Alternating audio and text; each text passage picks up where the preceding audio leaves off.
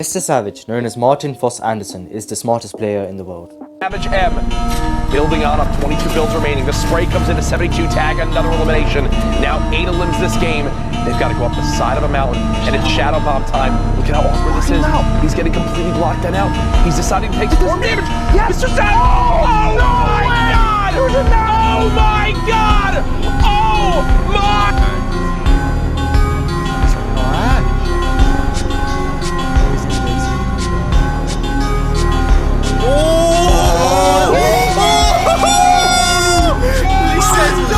Lay the bitch! Get a tag on him, Savage. Holy shit! He's arguably one of the most famous Fortnite pros to this day. He's incredibly well respected within the community and is definitely regarded as one of the top pros, even reaching his peak or prime this season in Chapter 5 Season 1. However, some people are still unsure about how MrSavage even got to the pro position, and the story kinda lies with the very beginning of Fortnite. Fortnite released in 2017, a time where Battle Royale games were incredibly popular, each with their own mechanics. However, a new game called Fortnite introduced their incredibly new mechanic, building. Now, this was around the time when MrSavage started to stream and make a name for himself, streaming quite often in the early days of Fortnite, where he was able to make his name popular. And then on November 25th, 2018, he played his first online Fortnite solos tournament, getting himself a second place in the Winter Royale EU qualifiers. This meant that he was regarded as a top player even then. Then the World Cup was announced by Fortnite in 2019, and you kinda know that MrSavage isn't gonna back out of that. And he qualified really easily. And we all know one of Fortnite's old goats decided to join MrSavage for World Cup duos, and they absolutely dominated. Yeah, that's right, I'm talking about the one and only Benji Fishy, arguably one of the best mechanical players of all times, with his insane clutches. In an opportunity here of a lifetime, 3 eliminations, 78 points to break into the 100-point threshold, but he needs more than that. 200 is the magic number right now, as Vortex is well above that with 211. He's going to try to break the curse. Surrounded by darkness, so many people above him. High points in the light. He's trying to get there, trying to find the sight lines. Every single grand finals come up short. The one game where first place is down, he can take over. Flowist in front of him, no beams attached. Benji looking for the next decision. Look at height. I love Look at that craziness. 42 people alive on moving zones fall out.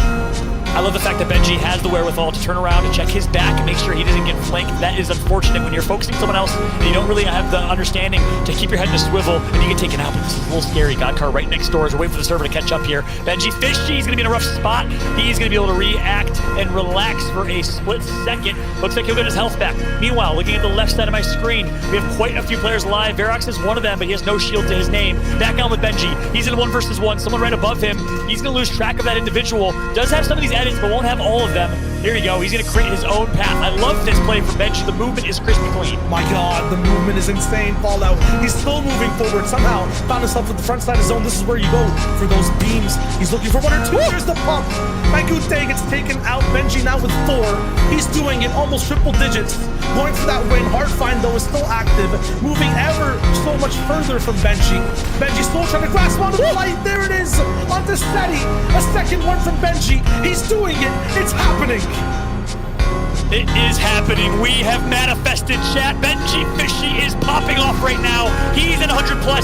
He's at 115, and he's not done yet. He has a great inventory right now, Shio. He has chug splashes, minis, and big pots, and then gold spaz and a gold AR. He's in such a good spot. Benji's gonna get another one. That's gonna be rotary. Benji is going insane. Benji's gonna get one more. Benji is on an absolute running rampage.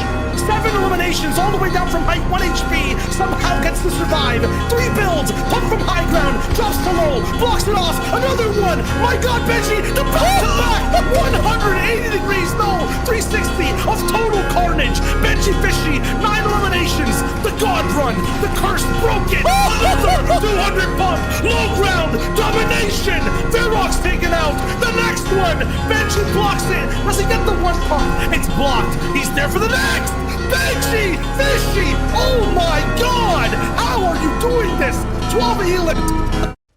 And with this insane fragging ability paired with Savage's IQ, they were a shoo-in to win Fortnite Duos World Cup. However, they fell short, only getting themselves a 14th place, which isn't necessarily a bad thing, because like, come on, 14th place is really not that bad. They probably earn a lot from that. Savage also managed to get himself a 29th place in the solo event, which is also incredibly respectable. However, Mr. Savage's career is not all hopes and dreams, as Mr. Savage has shown to struggle with multiple FNCSs after the World Cup. However, the fact that he has not yet won an FNCS means that he's very much still grinding, and is grinding as hard as he possibly can to achieve his main goal of winning an FNCS, and being crowned as the best player in the world. Speaking of FNCSs, Mr. Savage has managed to qualify to almost every single FNCS tournament. However, the most notable performances were in Chapter 2 Season 6, where he barely managed to get his first place in FNCS Grand Finals, being beaten out by Queasy, Trulex and Jerky, who also had a spectacular performance. This spectacular performances that Mr. Savage was starting to put kind of started dropping towards the end of the chapter, where he was still placing and consistently making Grand Finals. However, he did not have the pop-up season that he was hoping for.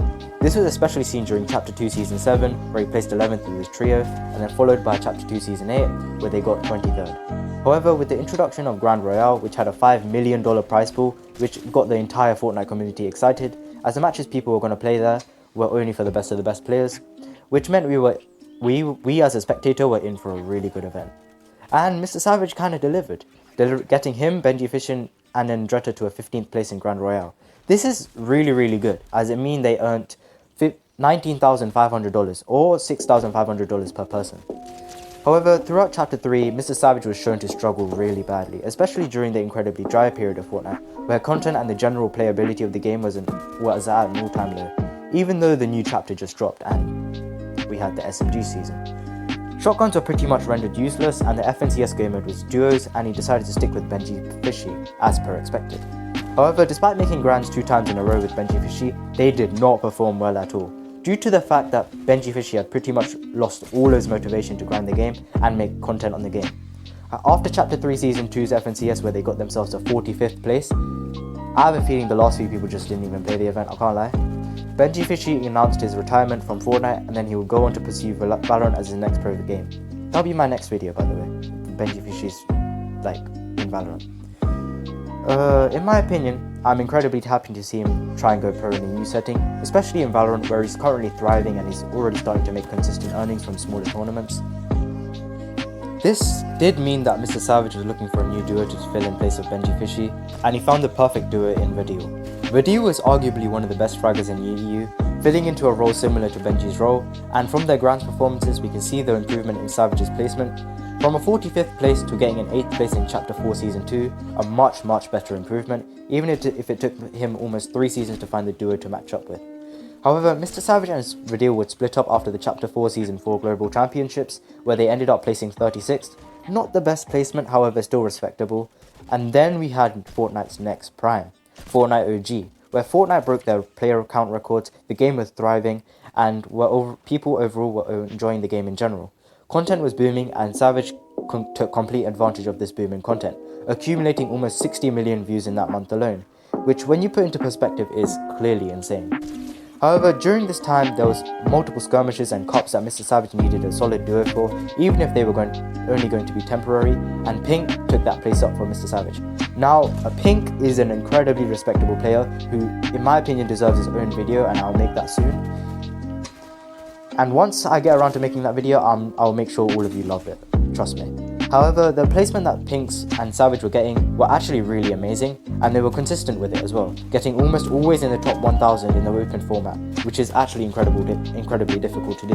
After Fortnite OG finished and we ended up starting the new chapter of Chapter 5 Season 1, it became clear to us that Savage was clearly content focused, and this meant that he was not going to focus much on competing anymore. However, this is when an old star decided to show up, Mongrel.